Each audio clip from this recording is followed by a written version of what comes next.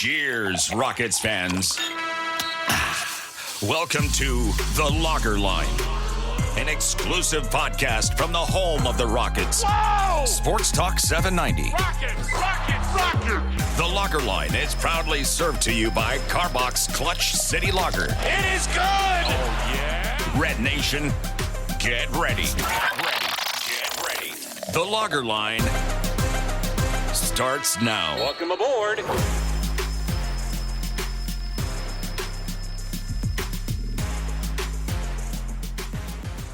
Welcome back to another new episode of The Lager Line, as always served to you courtesy of Clutch City Lager of Carbox Brewing. I'm Ben DuBose, editor of USA Today's Rockets Wire, contributor to Sports Talk 790, official flagship radio station of your Houston Rockets, joined by my co-host, good friend, and producer out of Portugal, Paulo Alves. You can follow him on Twitter/X at Paulo Alves NBA, me at Ben DuBose. So we're recording this Thursday night, June 27th. The NBA draft is in the books, and it's been a busy couple of days for the Rockets. They drafted Reed Sheppard largely as expected at number 3 overall, traded their second-round pick for AJ Griffin, nearly a lottery pick 2 years ago. A lot of excitement there. And then, of course, the headliner was the trade involving future draft assets, the Rockets sending 2 picks back to the Brooklyn Nets for 4 future assets, 3 from the Phoenix Suns that are widely viewed as being very positive given the uncertainty with the Suns moving forward. Talked about that a little bit on yesterday's solo pod. We'll get into that more today. We're going to save that for the back half because I want to discuss what's going on with the first round of the draft Wednesday night and the second round on Thursday afternoon first, because that's new. And I'm actually going to start with the second round because I think with Reed Sheppard, a lot of that was baked in. We've talked about him for a while, and it's great that the Rockets add shooting. He always made the most sense to, I think, both of us because he fit in the majority of roster constructs. So if it was close, err on that side, totally get it. But then Thursday afternoon, to trade what would have been a ho-hum pick 44 in the middle of the second round in a subpar draft for AJ Griffin, a guy who was picked number 16 overall, 1 slot ahead of Tari Eason 2 years ago.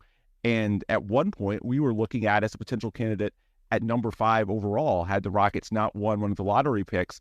And that was the year the Rockets had the worst record in the NBA at 20-62.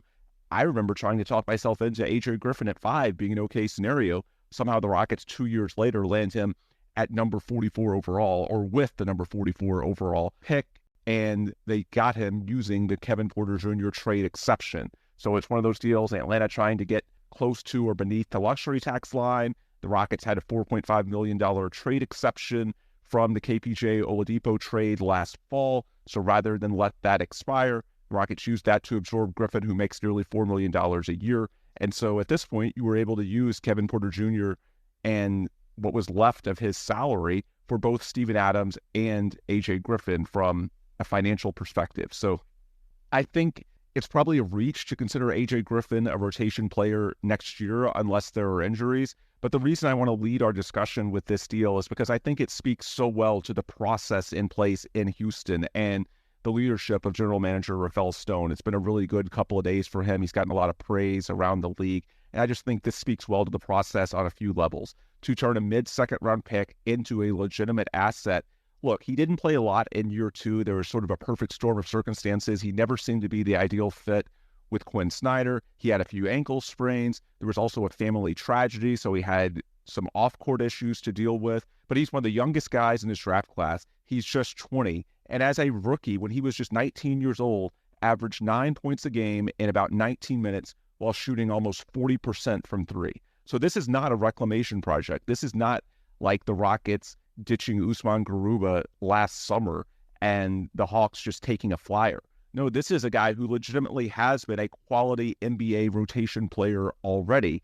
He wasn't last year, but there were some circumstances. And so you combine the skill set of AJ Griffin that had most people expecting him to be a lottery pick in 2022, and the shooting component of it, which is something we've said all offseason the Rockets need more of. It's just a pretty ideal fit. An athletic 6'6", versatile forward who's just 20 years old. You can plug and play in a number of configurations. And so to get him with just a mid-second round asset and a trade exception from a guy who had no value at the time, just really good asset management. And I think that's one of the the one questions of Rafael Stone. He's gotten the big things right. We've talked about the trades, the draft picks, but the little moves around the margins, that's always been the question. This is an ideal one because it shows you the process was sound on a few levels in terms of maximizing the value of a second-round pick, using the trade exception, targeting a need with shooting, perhaps, as you said on Twitter, Paulo, leveraging the relationship with the Hawks. A lot of people were upset because the Rockets, after not getting Brook Lopez, stuck with the salary dump a year ago, sending Usman Garuba and Ty Washington to the Hawks, along with a couple of future second-round picks. Perhaps that's the reason that Atlanta turned to you for their salary dump a year later, shedding AJ Griffin to get beneath the luxury tax slide. It just checks a few boxes, and while I think it would be unrealistic to say we know for sure that AJ Griffin's going to be a rotation player here, I just think the fact that it checks so many boxes and works on so many levels speaks well to the system, the process the Rockets have in place. And so to me, it just sort of confirms that this front office knows what it's doing, and you should have confidence in what the Rockets are building. So not that AJ Griffin is the biggest deal the Rockets made this week or biggest acquisition, not by a long shot, but I just think number one, it's breaking as we're recording this on Thursday. But number two, I just think it speaks so well to other elements of the organization and what Rafael Stone is building. Paulo, what were your thoughts when you saw that break earlier today? Oh, I thought it was a steal. I know there's people who are lower on AJ Griffin, but I don't think you can deny that if you were to be drafted as a 20-year-old in this draft, I think it'd be a lottery pick pretty safely. I mean, how much better do you expect Connect to be than him?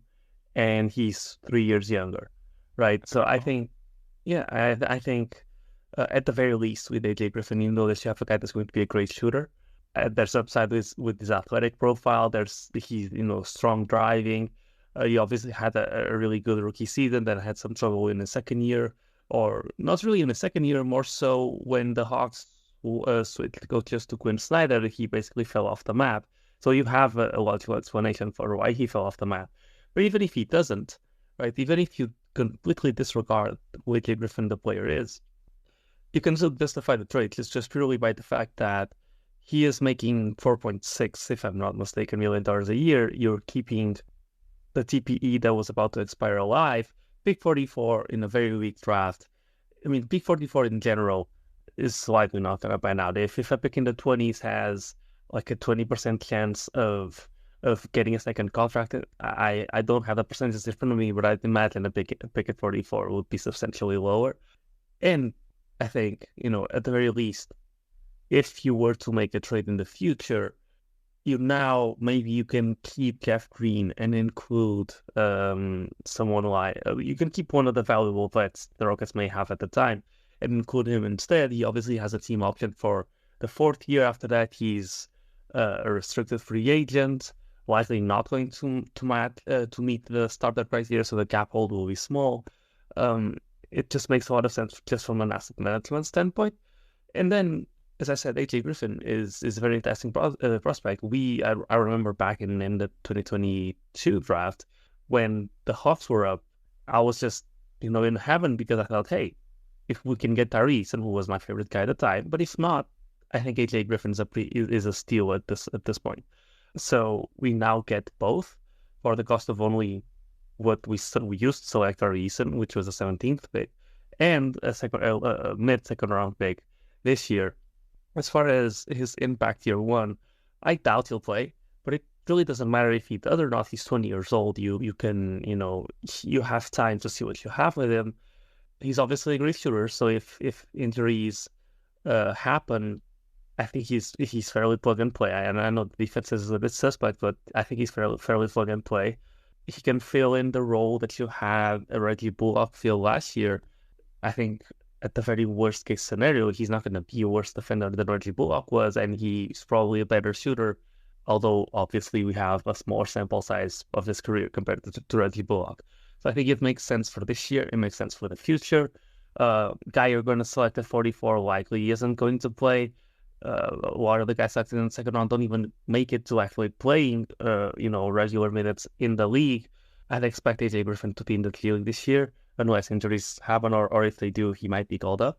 And I think it also makes it exciting for the Rockets Summer League team. I think I know we'll touch on Reed Sheppard in a little bit, but I think we're obviously don't factor this into the trade, but I think we're lining up a pretty cool roster for the dry times of basketball when Summer League comes around.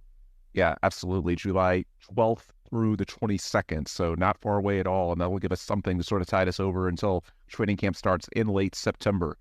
As far as finalizing the roster for camp and eventually the regular season, I'm curious what you think about the implications of adding AJ Griffin, because to me, it makes it more likely that Jae'Sean Tate might have played his last game here. Now, I don't know if anything's necessarily going to happen in the next week. Maybe you consider it because this is a point in which a lot of teams are going to be trying to set up their rosters. And so if they don't trade for Tate now, they might fill that spot through other means, sign someone in free agency. But to add another forward to the mix on top of bringing back Tari Eason, look, Jae'Sean Tate largely fell out of the rotation without Tari and without AJ Griffin last year. Now he's entering the final year of his contract. And so I could see a case potentially to try and move Tate, especially if you could get a second-round pick or two to replenish some that you've lost in these deals, a future second-round pick.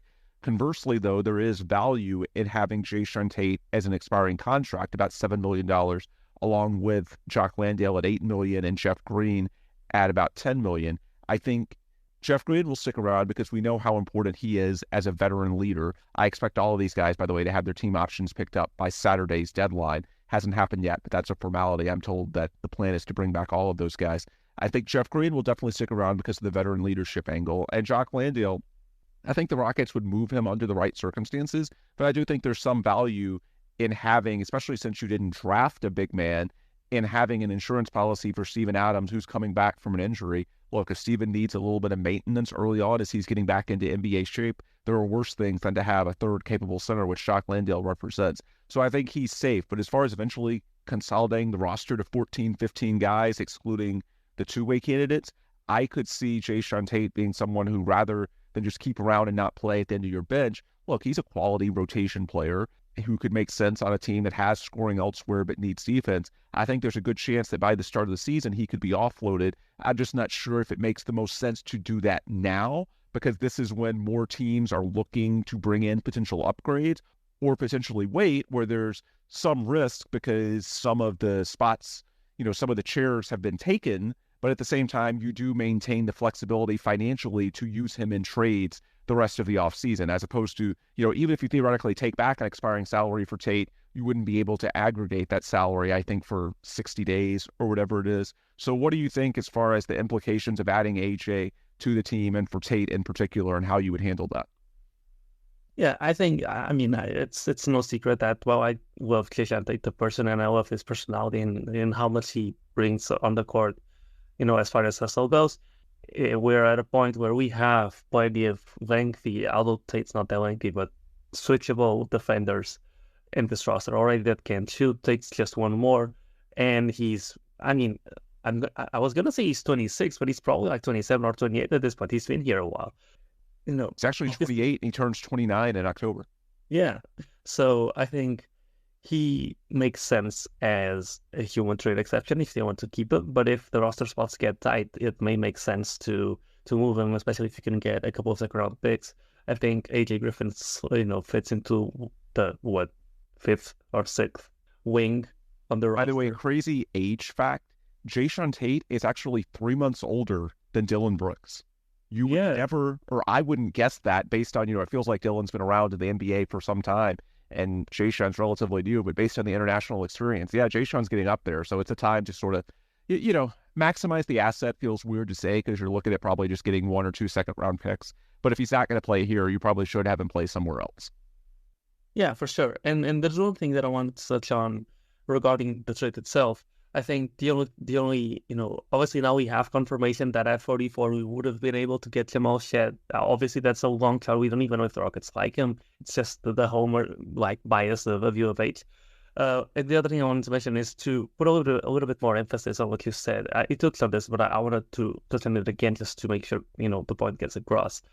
I have no doubt in my mind that a big part of the Rockets being able to get AJ Griffin here is what happened with Usman Garuba and was it Tai or was it Josh Christopher a year ago? I don't remember.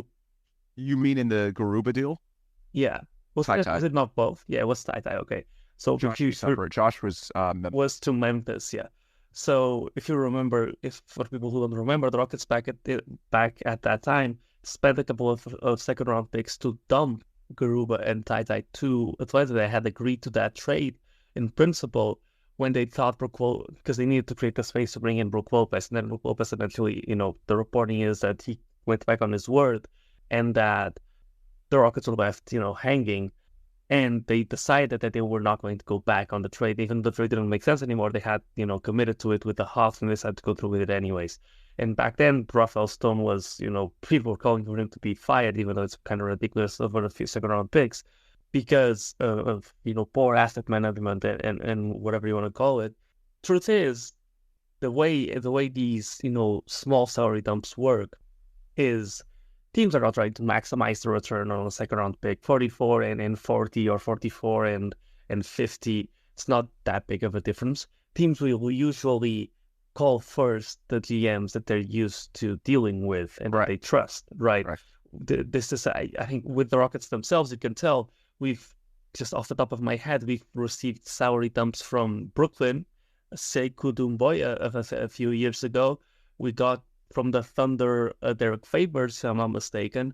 Yep. We got now a salary dump from the Hawks in AJ Griffin. And what's common between these three deals? They were all teams the team sending us the salary were all teams the Rockets have been in deals with beforehand, before the salary dumps happened. The Thunder were one of the Rockets' most common trade partners. Obviously, the James Harden trade with Brooklyn, and now the Hawks. So obviously, there's a trend that when the salary dumps where the Hawks were not calling every team in the league, seeing what the best second-round pick they could get for AJ Griffin was, because that's just way too hard to figure out. And not only that, this happens, this happened obviously today. The Hawks were trying to salary dump him. Obviously, they had to find a team that had a traded player exception or that had a salary that was small enough for them to still be under the tax. It's just much easier. And with salary dumps, the other thing that comes up is, well, if you call someone saying you want to salary dump a guy, and that someone's not someone you trust, and the news gets out that you're trying to salary dump them, if you end up not salary dumping them, that player's value is in the gutter, right? Everybody knows you're trying to salary dump, but you're not going to get any value from the fact that AJ Griffin is 20 years old in the prospect, right? So usually teams keep it pretty close to the vest, and the Rockets were one of the teams that the Hawks GM had dealt with in the recent past, and that certainly played a role in the Rockets being one of the teams, not the only one probably, but being one of the teams that the Hawks called first, and they were able to get a deal done. So it's just a little bit of concrete evidence that the entire fostering relationships approach that Rafael Stone has done so far, and that's been criticized.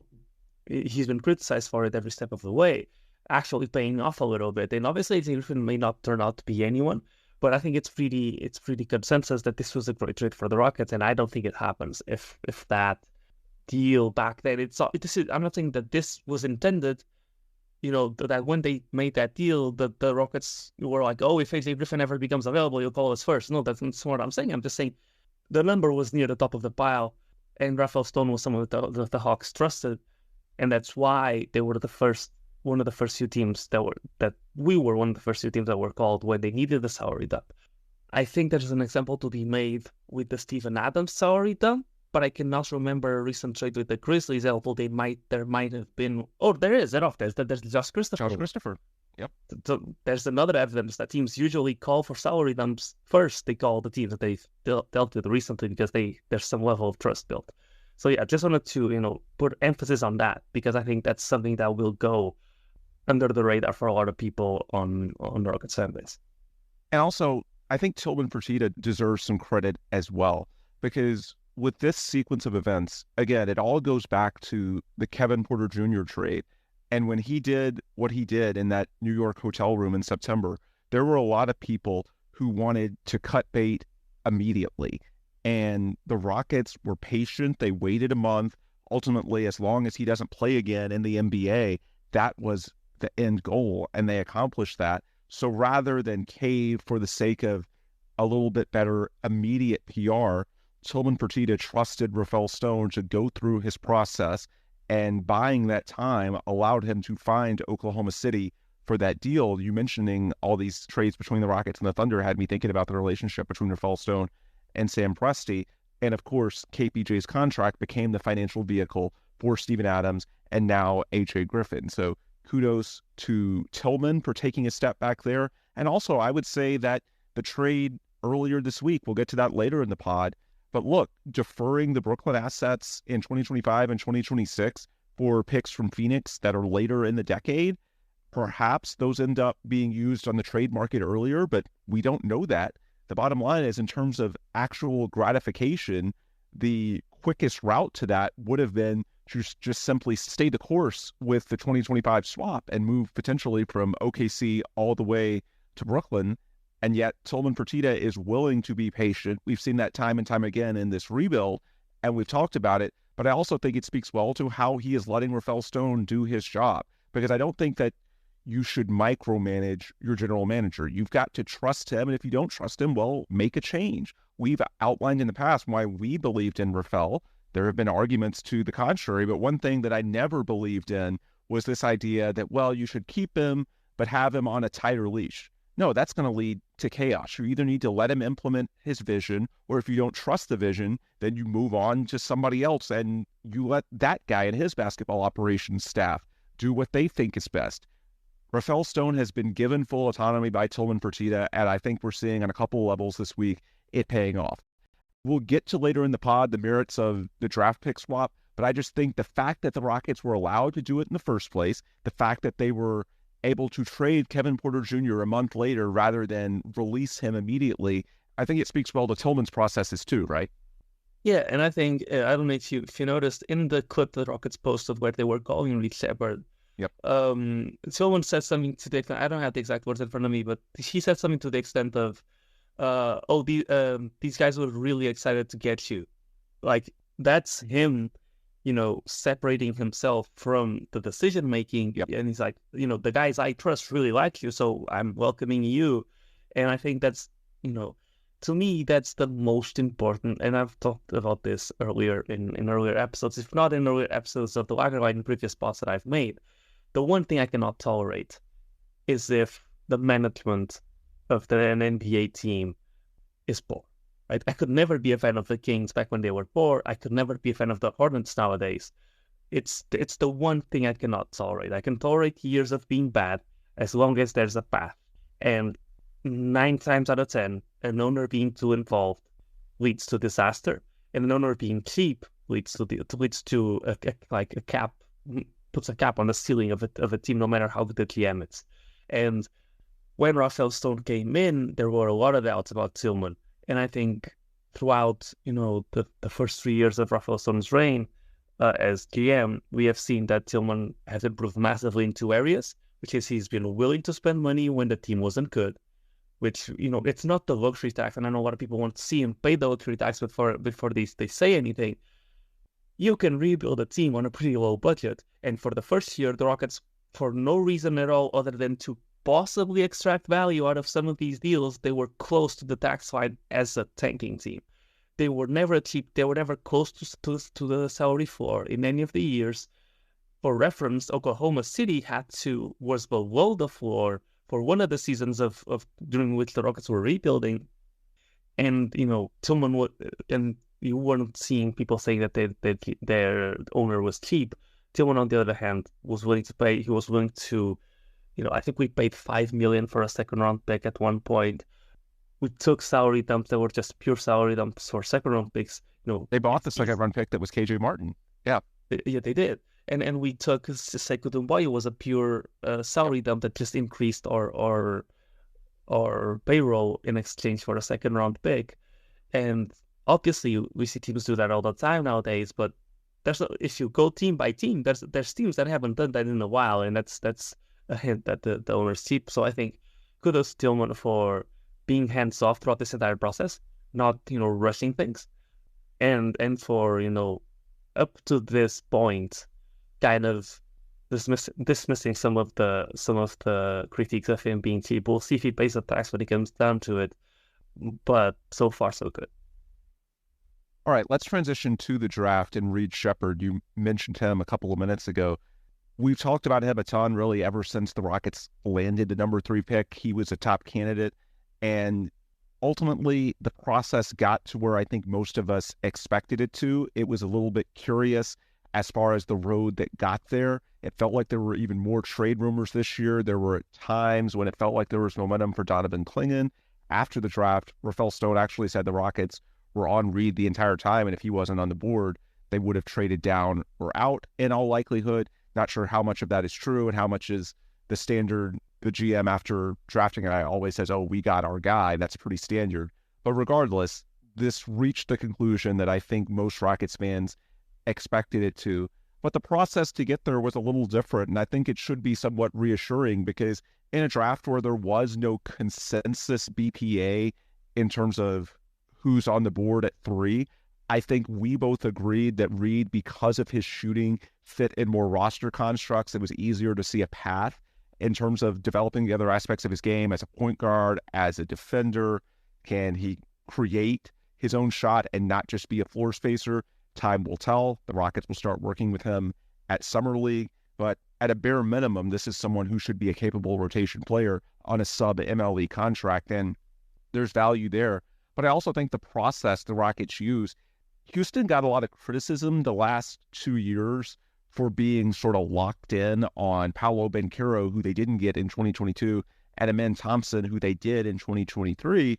But what I also think should have been noted, and it was by some people, it was forgotten by others, was that there was a clear teardrop. So in terms of keeping the pathways open to a trade, if someone overwhelms you from a value perspective, then look, Paulo was going to be the next guy if Jabari and who was it? Chet Holmgren went in the top 2. As it turned out, Jabari was the one that was left, but there was a clear top 3.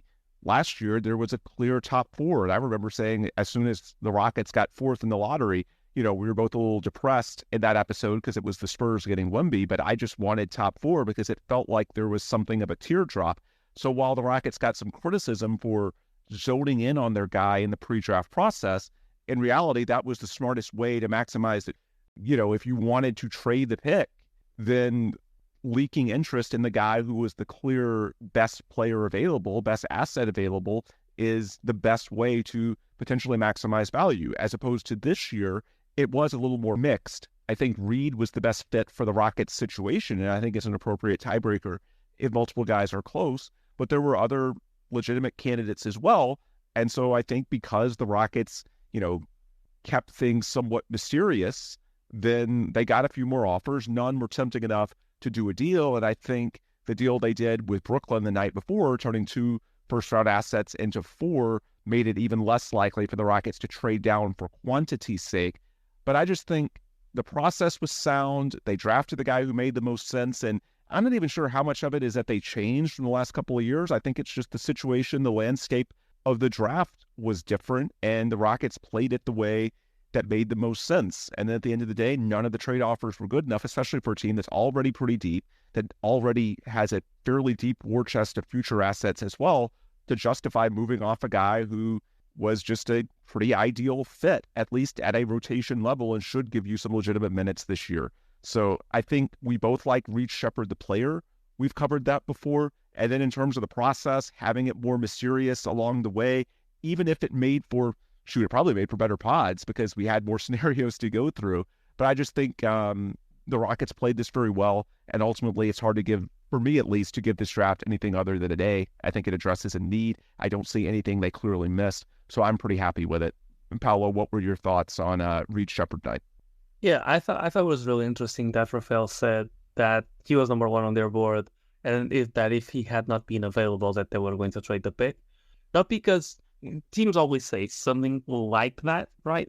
But I actually think that this is true, and I think it lines up with the way the entire rumor mill worked leading up to the draft. Because, well, it makes sense that you would. I mean, I called this. I gotta, it's to my own horn, right? That's the saying, right? Listen, gotta work with me. You guys know I'm not native. I called it like a week in advance that it will make all of the sense in the world for the Rockets to leak that they wanted Klingon. There were rumors out there that the Hawks wanted Klingon. There were rumors out there that the Spurs wanted Klingon, that the Grizzlies wanted Klingon, that the Blazers wanted Klingon. They ended up getting him. If everybody wants this one guy, and you leak that you want him, and you make it look realistic, like the Rockets did. I mean, it looked realistic that they were going to that the choice between Reed and Klingon was a difficult one. What does that make other teams do? If you want Klingon, trading up to 4 no longer does anything for you.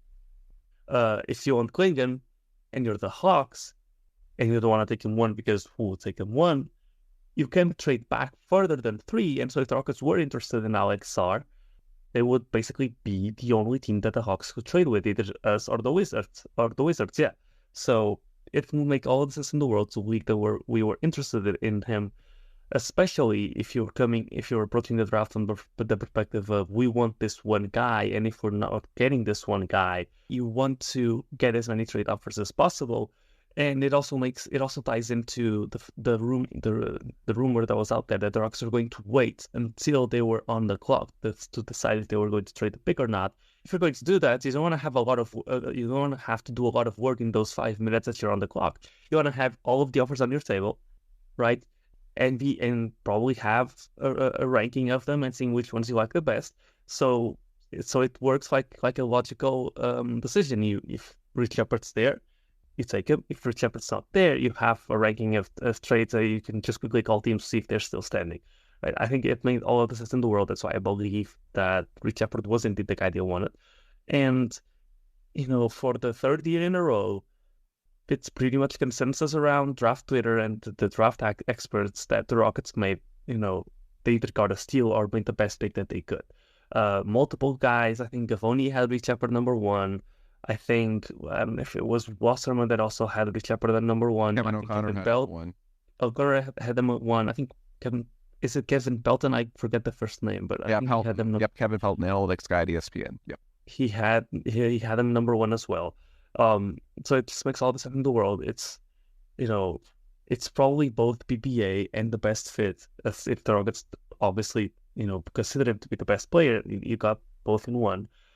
And I'm just excited to see how he plays in Summer League. I'm excited to see how he eventually develops under Fred VanVleet. I wonder if he'll play minutes year 1, if he'll go to the G League for a while. I'm excited to watch him in Summer League.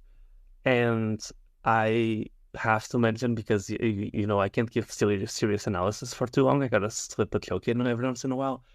The fact that his first name is Isaiah and that his initials are IRS is just hilarious. And I cannot wait for what Craig Ackerman is working. I mean, I'm sure he's working on something, because there's just so many ways that you can have clever commentary about a guy whose name's IRS, dude.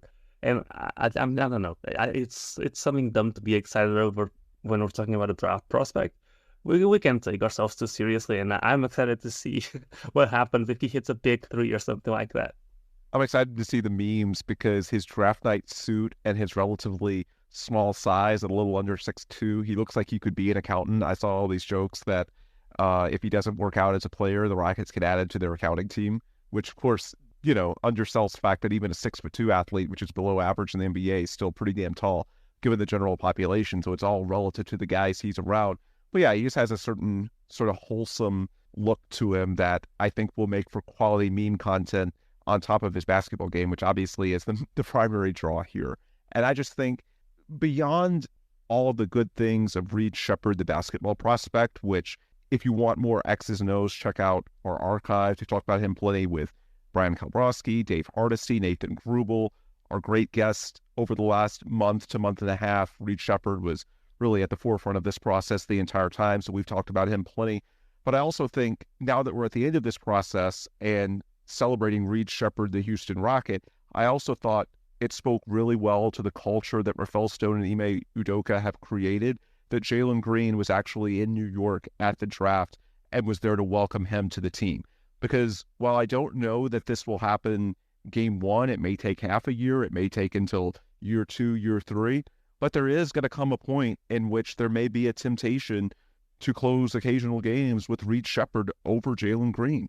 Those games last year where it felt like Ime didn't want to turn to Jalen if he didn't have it going because it felt like he was just going to be too high usage if he wasn't making shots. If he was a little bit tentative, then you want to dial up the usage even more for guys like Fred VanVleet and Alperen Şengün. You want more floor spacing. So we saw at times Tari Eason, when he was healthy, or as close to healthy as he was a year ago, closing in place of Jalen Green.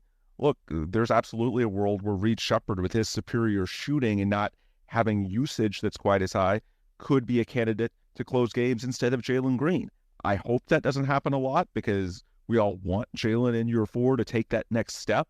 But until he does it, it's an open question. And so I think Jalen being there as a leader of the team, welcoming someone that at least to a small extent could threaten him for minutes, maybe not immediately, but within a year or two, it's certainly plausible. I think long-term, there's a little bit of overlap there.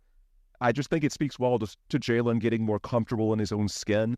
And I think that's a good sign because I think that's honestly one of the biggest transitions for Jalen. He's just had so much on and off the court, just changes constantly over his first 3 NBA seasons.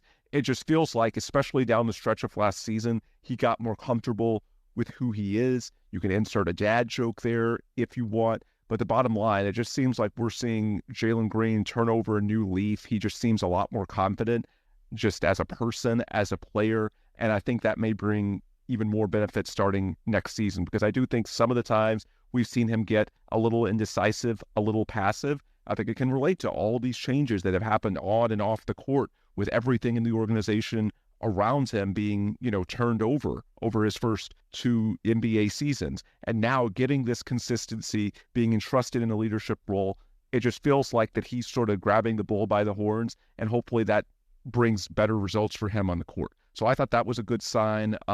It also made for good memes when Jalen with the shades posed with Reed right after being drafted, right? Yeah, man, I was wondering what his first words would be. I'm guessing it had something to do with the haircut. I don't know. Listen, but at the same time, I know Reed's haircut's terrible. At the same time, if he pops off with it and he becomes a star, I wonder if people will start, if that will become a trend in Houston, like there's just the terrible haircut. Right? I mean, I've seen photos of people rocking styles close to James Harden's. I wonder if that would happen again. The other thing that I wanted to mention about Jalen is, I wonder if the Rockets asked him to be there or if he decided to be there. I think Ken Whitmore was there as well. I think it's the latter because Rafael Stone was asked about it at the post-draft presser, and he mentioned that he didn't actually know until that day that Jalen was going to be there. Okay, interesting. So, I mean, good on Jalen for being that. He knew he had a top pick. I think there will definitely be some competition between the two, but it's also possible that they play together. I know it would be an undersized backcourt, but if Jalen becomes what we think he can become, and then Reed Sheppard becomes, 99% percentile outcome and becomes like a Steve Nash type of guy, they can definitely play together and play off each other. And if eventually we have a world where we have to make a decision between the two, that's probably because things are going right and both of them are panning out. So that would be a good problem to have. But yeah, other than that, I think Jalen being there is definitely a positive. And hopefully, I think in every single one of the drafts, Jalen was not a recruiter, but one of the guys that reached out. At least I remember with Paulo Banchero, he definitely was. So with KPJ was the opposite. KPJ had a relationship with him, but regardless, it's, I'm with you in the sense that Jalen, people should probably consider last year's Jalen's year too. Not his rookie year, right? Because that would be giving him far too big of a lead. Probably consider last year's year too. And if you do that, I think you could still project him to become what we think he can become, because he was definitely coming into his own to end the season. And we saw what a team led by Jalen Green can do if he is playing at the level that he was playing. So long term, I think if you have to make that choice, it's sort of problem to have. Yep. All right. So let's transition to a subject that we may have some disagreements on, because I feel like to this point it may have been a little bit of a boring pod because we both think that the AJ Griffin trade and the Reed Sheppard drafting at number 3 are A-level moves. There's not much negative to say. It makes sense on a number of levels. Kudos to Rafael Stone for his processes. Kudos to Tillman Fertitta. Everything's fun and great. The one thing that I know we disagree at least a little bit on is the trade the Rockets made Tuesday night, sending the 2025 and 2026 first-round assets back to the Brooklyn Nets in exchange for 4 future assets, 1 in 2025, 1 in 2027, 2 in 2029, 3 of the 4 unprotected from the Phoenix Suns, the other 2029 unprotected from the Dallas Mavericks. Hopefully by then, Luka will have moved on to another team. Time will tell. At least Kyrie by that point should be on the downhill slide if he's in the league at all. And if he is in the league, who knows if he's still in Dallas. We know how much instability there is there. So it's always good to have a greater quantity of assets. And I think in the trade that was connected to it, which was Brooklyn sending Mikal Bridges to the Knicks, Brooklyn was unwilling to trade Mikal Bridges unless they got their picks back. And we've covered that a lot in the past because they didn't want to be bad when they wouldn't reap the rewards of being bad when their picks went to the Rockets.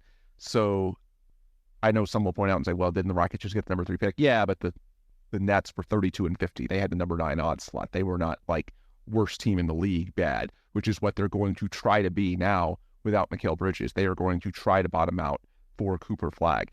And so I know some people have said, well, could the Rockets have gotten even more because there's so much value to the Nets in that they literally cannot rebuild without your help. And I understand. I think there is another side to consider, which is the Nets can say, look, you got the number 3 pick this year because you were really lucky. And if we just stay the course and we use a non-taxpayer mid-level exception, the East is not good. We can continue winning 30 to 35 games, being on a slightly lower class mediocrity treadmill and keep you from getting any premium assets unless you get really lucky in the lottery a second time, which is obviously unlikely. Rockets had only a 20% chance this year to jump into the top 4. So I think the Rockets erred on the side of quantity by saying, you know what, we'll take these Phoenix assets and see what happens. Ultimately, I think the Rockets are trying to position themselves for a trade. And the way I think they look at it is that since it doesn't look like the big deal is going to be available this offseason, then by 2025, 2026, those Phoenix picks are more likely to be worthwhile assets on the trade market than whoever they would likely draft in 2025. Because unless the guy you draft is truly a top shelf guy, we've talked about it in the past, it's the new car driven off the lot analogy. Those guys tend to lose their value a lot immediately unless you are able to play them immediately. And that's tough for a Rockets team that already has so many young guys. So pushing the assets further into the future, getting a greater quantity of assets, which we saw Mikal Bridges somehow going for 5 first-round picks. I guess the Nets weren't lying. Kudos to them for that. I was wrong. They were right on that aspect of it. But I think it's defensible what they did, even if it feels underwhelming, because I know some people say the Rockets had the Nets over a barrel. Why couldn't they have gotten a return to the extent that Oklahoma City did in the Paul George trade 5 years ago? I've heard all the arguments. I guess what I keep coming back to more than anything, Paulo, and we talked about this on our episode with Brian Kalbrowski about a month ago, and Brian mentioned that he would do almost anything to get to short the Phoenix Suns because of how uncertain that outlook is. Kevin Durant turns 36 years old this summer. I just don't really think that there was that much from the Rockets of a last-minute negotiation. And so that's why I'm a little surprised to see the fixation over, well, should they have negotiated harder? Was this the right move? When Jonathan Fagan of the Houston Chronicle published this exact scenario in early May, it was clear that the Rockets valued the additional picks going out in further years, even if there was theoretically a little more upside in 2025 and 2026, which are strong draft classes, a little more certainty. I shouldn't say more upside because it's entirely possible, but Phoenix is dreadful by the back end. It's just more certainty because Brooklyn's outlook in the very short term. But the Rockets wanted a greater quantity and they wanted to push it out in the future. And so it's one of those things. We argued it in the Brian Kalbrowski pod, and I think it's a situation where reasonable people can disagree. But for me, I'm surprised to see how many people were surprised. To me, it was already baked in that this was what the Rockets wanted to do. It made more sense with their timetable, and it was just a matter of when or if Brooklyn decided, hey, we're willing to trade Mikal Bridges and we're willing to actually pivot to a rebuild. And the time was this week, evidently, and so that pushed the deal to the finish line. At least the Rockets were able to keep the 2024 pick, which became Reed Sheppard, and the 2027 swap. When Jonathan wrote about it 6 weeks ago, it was a little vague. It sounded like it could have been, trading all the Brooklyn picks for all the Phoenix picks. Thankfully, it was not that. Rockets did trade 2 for 4, and they kept the 2024, and the 2027 swap should actually be more valuable now. So we're only talking about 2025 and 2026. And then the final tipping point for me, even if the best case scenario happens and you somehow get Cooper Flagg or Boozer or whoever it may be, a 19 or 20-year-old is not going to be conducive to winning at a high level right away. You're going to have to give him 2 or 3 years to develop. And I don't think the Rockets, with all their young guys, with what they've been trying to build for years, want to be patient. I think it was always going to be a trade scenario no matter what, be it now or with assets in the future.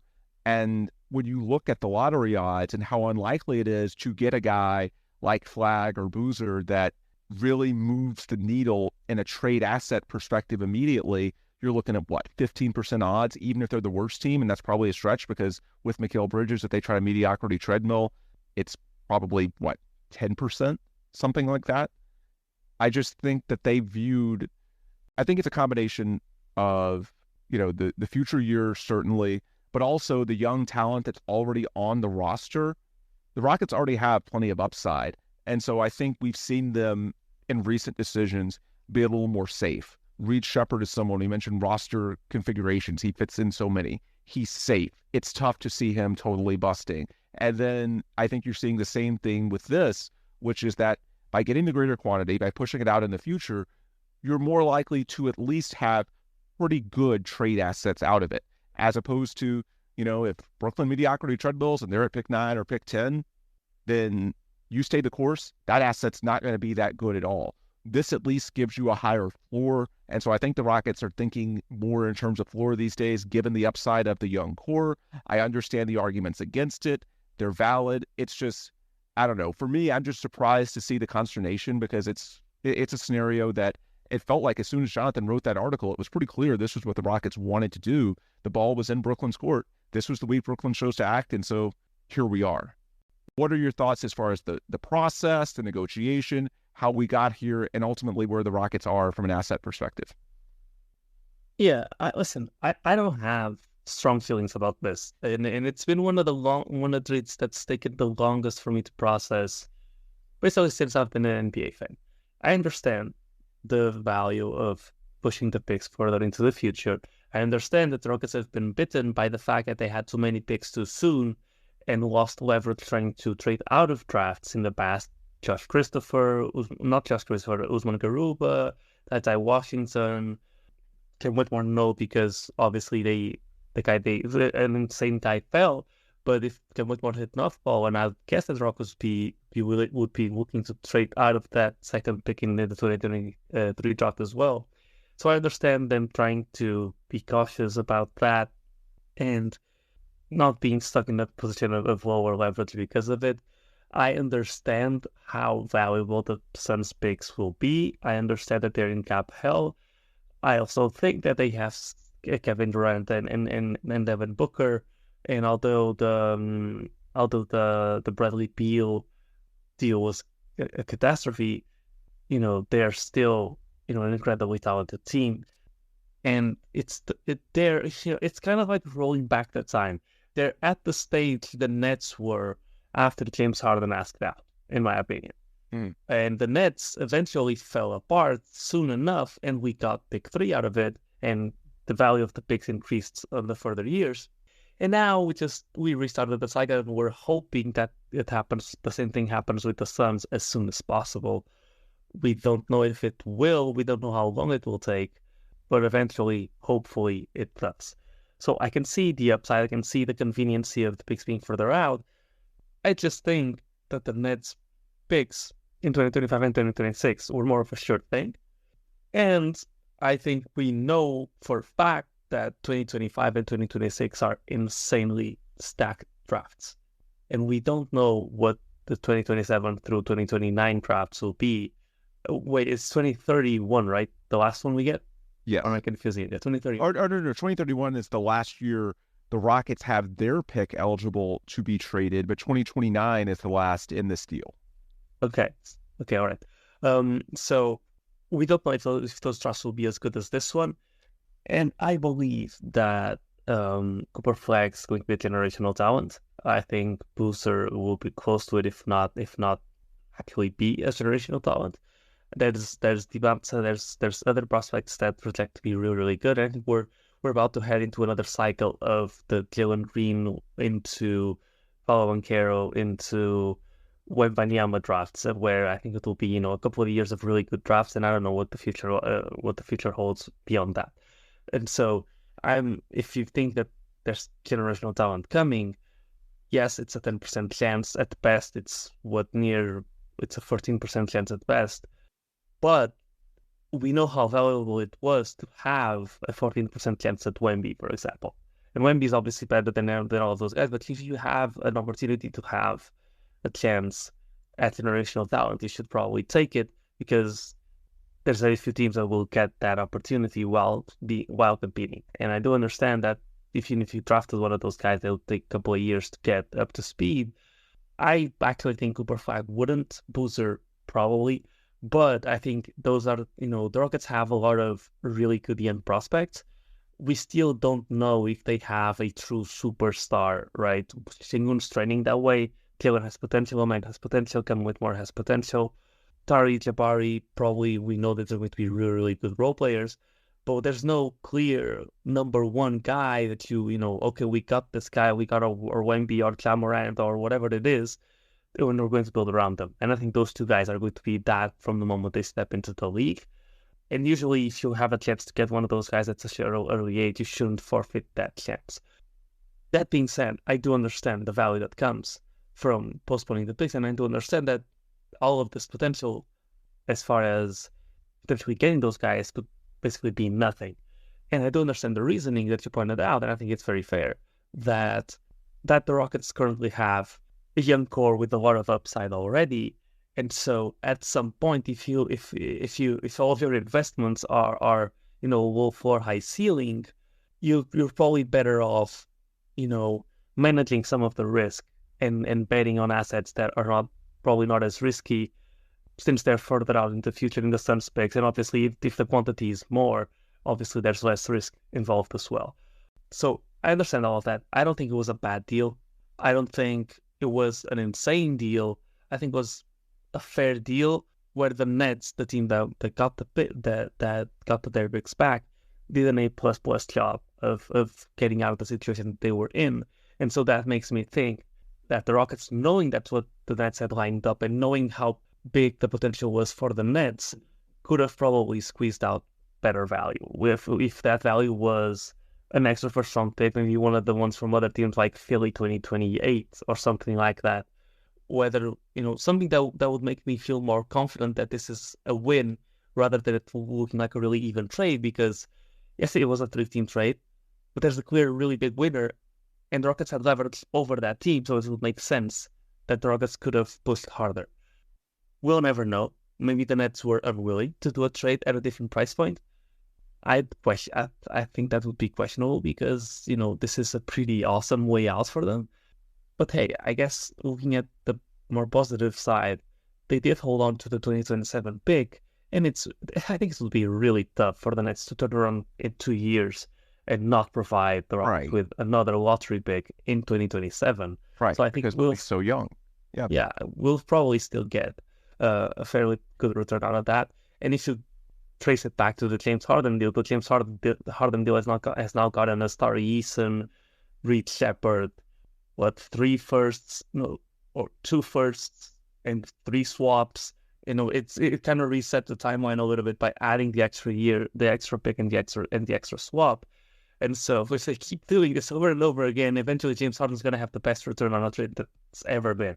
Yeah, I was thinking about that this week, by the way. I don't think anyone would trade Tari Eason and Reed Sheppard, even a contender, for James Harden today, just based on those 2 guys. And that's before we consider everything else. Yeah, so overall, I think the Rockets are still in a very good position.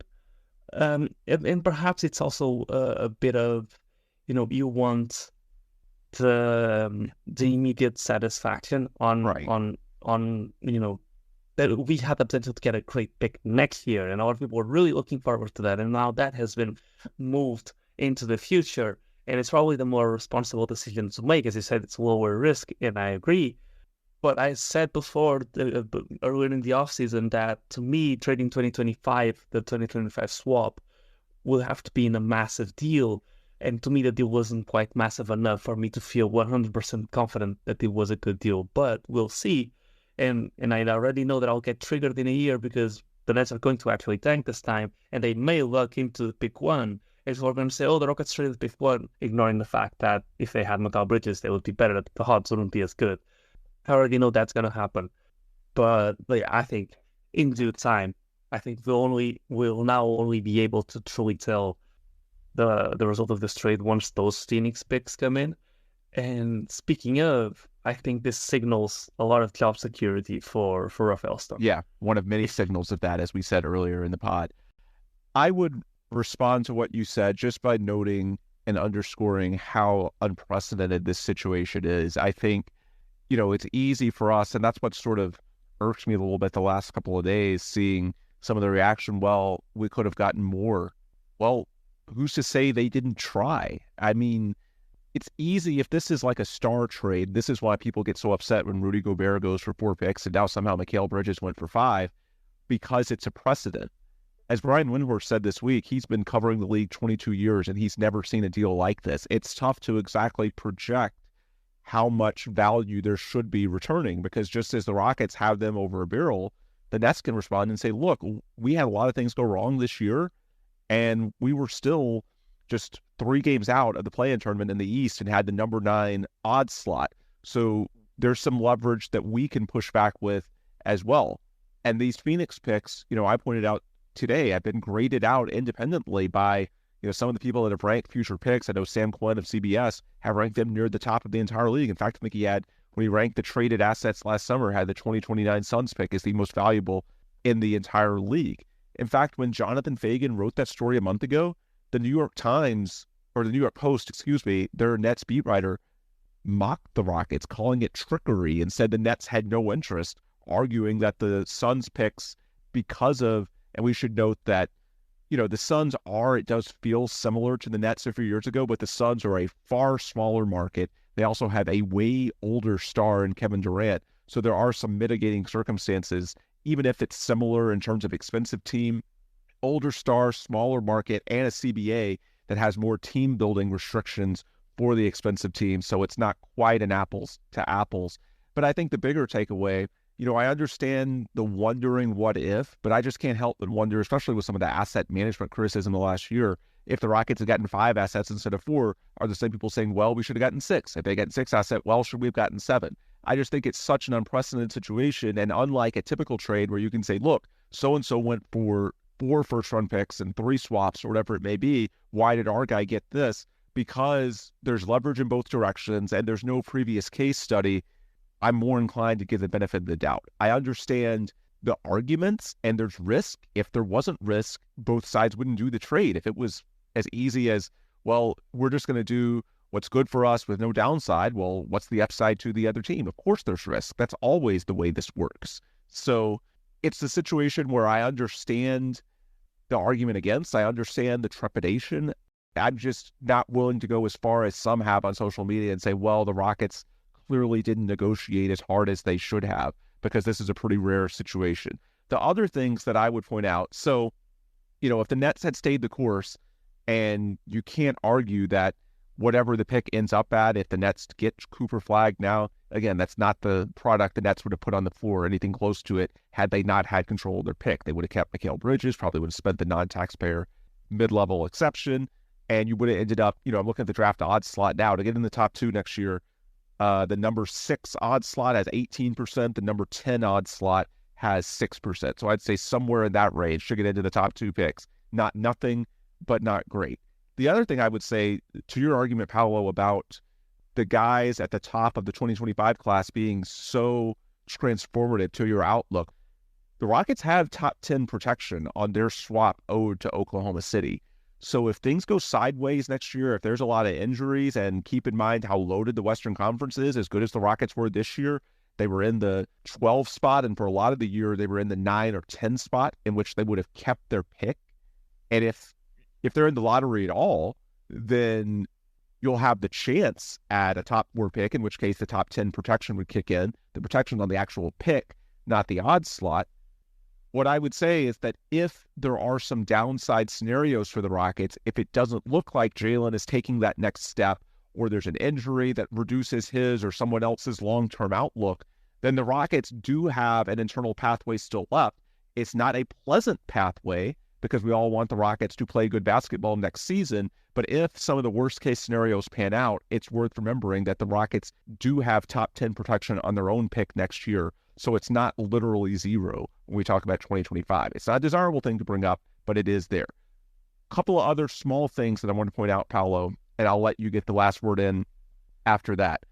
So we've talked plenty in the past about how future picks, and that's why the Rockets are pushing them out, have more liquidity on the trade market. One thing to keep in mind, I'm sure over the last month or so, the Rockets have been able to offer these Brooklyn picks. They've been able to explore the market. We know they looked into Donovan Mitchell, and it seems he's staying in Cleveland. They kicked the tires on Paul George, as we talked about earlier this week.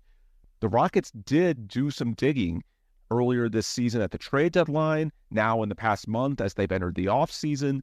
It's just the right guy isn't on the market now. And so because the deal isn't there in 2024, then they're already thinking ahead and saying, hey, rather than risk this asset declining, we're going to kick this into the future so we have a longer window. I think that's important to keep in mind, because some of the value of the 2025 and 2026 swaps has been realized, and that the Rockets have been able to canvas the market with those picks over the last month. In fact, I'm sure they have.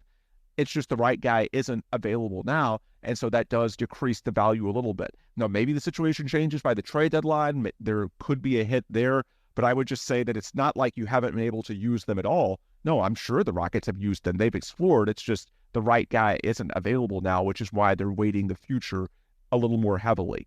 The final point that I would throw in defense of the deal is that at a root level, what this shows, and we've argued it in the past, and it took a while for the Nets to concede this point, but eventually they did. When you own another team's future drafts to the extent that the Rockets did the Nets and now the Rockets did the Suns, those picks are disproportionately valuable to the original team, because if they don't have those picks, there's no incentive to rebuild. You can't get better. And so you're on a permanent mediocrity treadmill as soon as your superstars decline or they ask out, because there's just no way to get young talent at a high level unless you do something crazy like drafting Nikola Jokic in the second round, something just completely off the radar like that. And so the Nets trading their best player, Mikal Bridges, to get back control of their picks, again, these deals were connected, shows you how valuable that type of control is.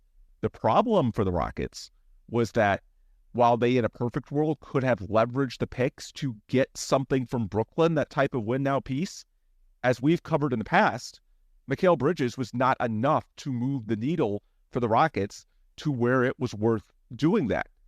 In Phoenix, there is a player in Devin Booker, who, by the way, happens to play the same position as your most valuable prospect, Jalen Green, at shooting guard. Devin Booker is just 27 years old. In a year or two, if Kevin Durant asks out or if he's aging out of the league, and the Suns, who didn't win a single playoff game this season and they continue to get worse, it's a loaded Western Conference. If Booker decides to ask out, you having the picks of that team, that is a very unique spot from a value perspective. And I think the Rockets weren't able to fully take advantage of that with Brooklyn, because Brooklyn did not have a player at this point in time that was valuable enough to be worth it. Phoenix does. And so I think that's a small part of the calculus as well. I don't think that's plan A. I mean, plan A for the Rockets is if the young core, Jalen, LP, they take the next steps internally. But plan B, if that doesn't work out, you want to be able to make a big trade, putting yourself in position to have that type of leverage over a player who does have the type of star upside you're looking for, that does meet the criteria I think there's an intangible benefit to that. Again, it's not plan A. It's not something the Rockets are expecting until the 2025 offseason at the earliest, might not even be until 2026. But I just think that's a little thing that could tip the scales. The fact that Phoenix has the type of player that actually could make sense for you in a way that Brooklyn did not. Does that move you in any way, Paulo? Yeah, it does. That was actually the point I was going to make to close it out. I think it's a massive deal that it's Devin Booker. It's a guy that has, as young as he is, he's 27, that has NBA Finals experience, that has shown in the playoffs that he can be a go-to guy, that can play on the ball and off the ball. He's not a heliocentric guy, although he has learned to be more of a, combo guard type in the most recent seasons, after Chris Paul got hurt, and he was obviously had to become that type of player. In 2 years, he'll be 29. KD will be older. The Suns' new ownership boost will eventually run out as, Matt Ishbia will eventually understand that you can't just buy your way to the championship anymore in the NBA unless you take advantage of a few rules like the Warriors did, and even less now because of the new CBA. In a couple of years, they'll probably be dying down, and they'll probably be wishing that they didn't spend all of their assets on a team that's not going to get close to a championship. And when that happens, the Rockets will be in a prime position to trade for a guy like Booker, who, it's basically perfect. If Jalen Green does not, become who we think he can become, it's a pretty easy 1-for-1 swap. She fits well with him, and Thompson, it's just, there's few players around the league that I would rather have than Devin Booker right now. And as you said, in contrast with the Nets, Perry was too old, KD was too old, Harden was too old, and not only that, the Rockets weren't in a position at the time that those guys were traded to put their chips in and go all in and win now. There were rumors that the Rockets were interested in Kevin Durant, but ultimately, it just didn't make sense to pull the trigger that early. Even though the Rockets could get good last off season, you can't just flip the switch that quick, and KD doesn't really allow you any cushion on how long you can take to become good again. So I think it makes all the sense in the world. It does sway me a little bit. It is a factor that adds value to the Suns picks versus the Nets picks, because the Nets were never going to get a guy that was worth the Rockets giving up those picks. Mikal Bridges is obviously a really great player, but he's not a superstar. He's not the guy you trade that kind of asset for. So I think overall the last couple of days have been pretty productive for the Rockets. I think their outlook's probably better than it was going in, which is basically all you can ask for. They didn't, and I've said this before in previous spots, all you can ask is that they do not make a colossal mistake, and they certainly didn't. There's people out there that would argue that a trade down to 9 with Marcus Smart would have been a colossal mistake. Drafting Donovan Clingan at 3 to me would have been a colossal mistake. They didn't do any of that. I think Reed Sheppard's a great fit. I think the outlook with the Suns pick at the very least is it feels just as good as the Brooklyn picks did. On obviously a longer term basis, AJ Griffin's probably not going to play, but it was still a really good trade to pull off. And yeah, next step is Summer League, so I'm excited to see if a man will play, if Cam Whitmore will play. I'm guessing they will, because the Rockets usually play their guys first and second years in the Summer League, and it's exciting. We'll see. I think this also allows the Rockets to be more patient in the star hunting business, because they're now not as pressed by their assets becoming due. I think a part of the reason why you see us tied to Paul George and KD and all of those guys is because, well, the Rockets know that eventually they can't keep drafting guys, and the sooner everybody realizes that they couldn't, the less leverage it would have, and the worse value they would get for those picks. So hopefully this fosters a patient attitude for the next couple of years, because I think that we have a lot of guys that deserve a real shot and that warrant us analyzing better what they can become. Absolutely. And yeah, the last thing that I will emphasize again is just how unprecedented this giving Brooklyn back control of 2 of their picks, 4 picks from another team, basically choosing to short Phoenix instead of the Phoenix Suns, or choosing to short Phoenix instead of the Brooklyn Nets, and extending that into future years. There is no parallel. So I understand that positively or negatively, like, we're all human, we're all going to have instincts, maybe you love it, maybe it's a little underwhelming. I just think the logic of it is defensible, especially when you look at the Suns roster and Devin Booker in particular. And as far as the particulars, I just think that between the unprecedented nature of it, it's not like there's an apples-to-apples case study in NBA history, to my knowledge, and the fact that the Rockets did get a lot that neutral people have objectively looked at as a good deal. And, oh, look at this.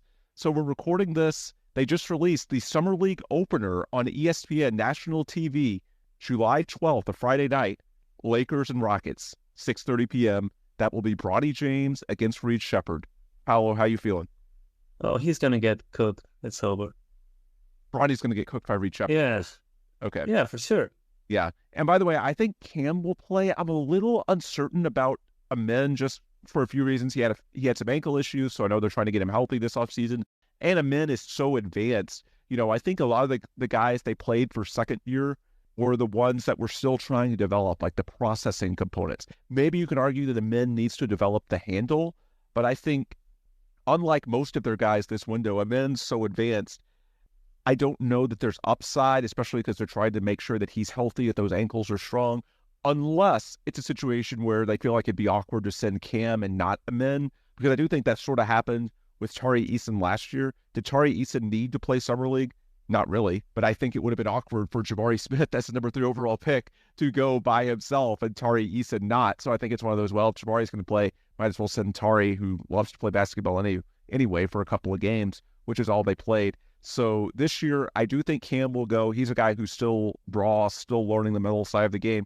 Amen, it wouldn't floor me if they hold him out, but who knows? Maybe Amen says, look, Cam's my guy, same class. If he goes, I go. Time will tell. But regardless, Reed Sheppard, Bronny James, the Summer League opener, national TV, Friday night, July 12th. We will have it covered right here at the Logger Line as we do everything pertaining to this basketball team.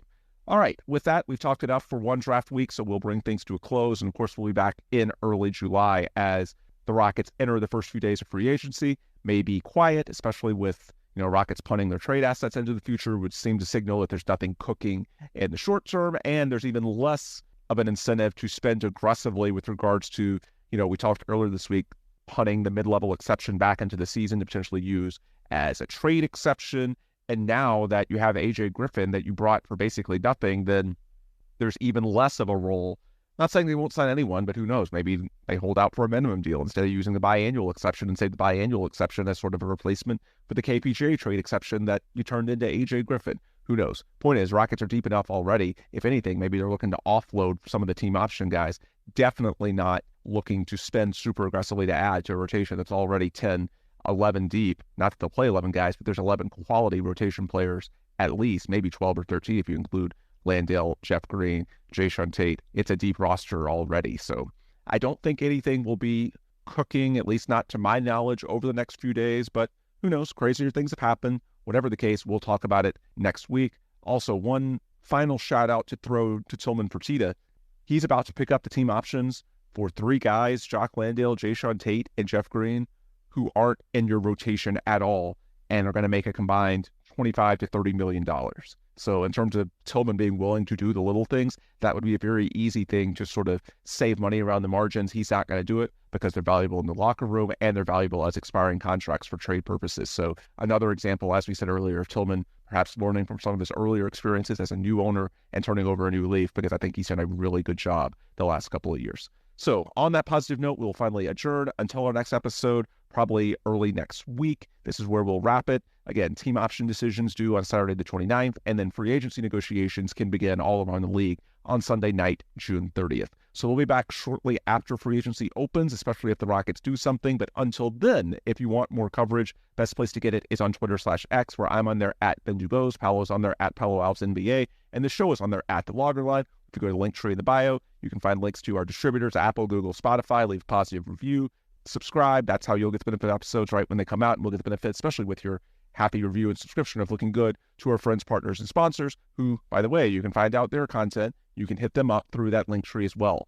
Carbach Brewing, USA Today's Rockets Wire, Sports Talk 790, official flagship radio station of the team. You can consume their content right through that handy link tree page as well, which is available through the Logger Line on Twitter/X. All right, with those points complete, we'll wrap up. For Paulo, I'm Ben. Thanks as always for listening, and please come back soon for another new episode of The Logger Line.